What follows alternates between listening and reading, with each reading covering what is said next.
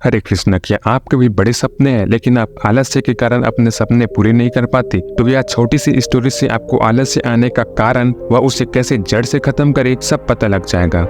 नरेश एक युवा और महत्वाकांक्षी व्यक्ति था। वह हमेशा से जीवन में कुछ बड़ा करने का सपना देखता था, लेकिन एक समस्या थी जो उसे बार बार पीछे खींच रही थी, आलस्य। चाहे कितनी भी बड़ी योजना हो, नरेश अक्सर अपने सपनों को टाल देता था। नरेश बहुत परेशान था। उसे पता था कि ये आलस्य उसका सब कुछ बर्बाद कर रहा है। फिर नरेश सोचता है कि मुझे कुछ तो करना ही होगा इस समस्या से लड़ने के लिए। फिर नरेश एक दिन अपने गाँव के पास के आश्रम की ओर चलता है। आश्रम में वह वहाँ के प्रसिद्ध साधु से मिलता है। साधु महाराज नरेश को सादर आमंत्रित करते हैं। वो नरेश की समस्या को ध्यान से सुनते हैं। नरेश: महाराज, मैं जीवन में बहुत कुछ करना चाहता हूँ, लेकिन आलस्य मुझे हमेशा रोक देता है। क्या आप मेरी मदद कर सकते हैं? साधु: वैसे पुत्र, पहले तुमको आलस्य के कारण समझना होगा। आलस्य के कई कारण हो सकते हैं। सबसे पहला कारण है आत्म अनुशासन की कमी। जब तक मन में अनुशासन नहीं होगा तब तक हम कोई भी काम नहीं कर पाएंगे, और अनुशासन तभी आएगा जब तुम्हें अपने जीवन का लक्ष्य पता होगा। इसलिए जीवन का निर्धारित लक्ष्य बनाओ और उस पर गंभीरता से काम करो। नरेश: महाराज, क्या अन्य कारण भी हो सकते हैं? साधु: हाँ,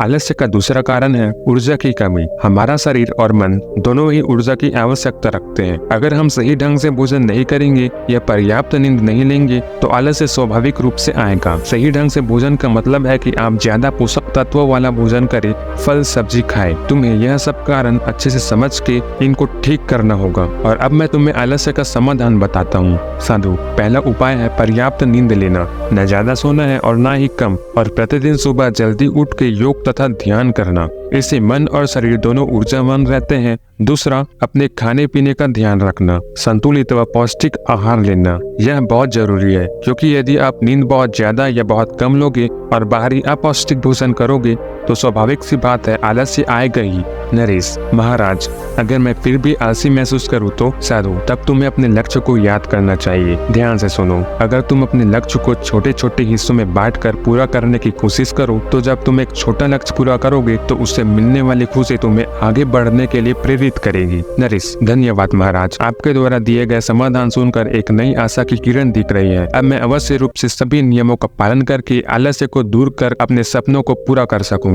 तो दोस्तों, इसी के साथ यह कहानी यही समाप्त होता है। और बेशक आलस्य को दूर करना कठिन है, लेकिन असंभव नहीं। इसी के साथ आपको यह भी जान लेना चाहिए कि आप अपने लक्ष्य को जल्दी हासिल कैसे कर सकते हैं। उसके लिए आप यह वीडियो जरूर देखें। इससे आप मात्र 3 मिनट में यह सीख जाओगे कि आप 10 साल के लक्ष्य को 10 महीनों में पूरा कैसे कर सकते हैं। और हाँ, लाइक सब्सक्राइब करना मत भूलना, क्योंकि ऐसी एजुकेशनल और इंस्पिरेशनल स्टोरी यहाँ अपलोड होती रहती है। तो सब्सक्राइब जरूर करें। मैं मिलता हूँ नेक्स्ट वीडियो में। हरे कृष्ण।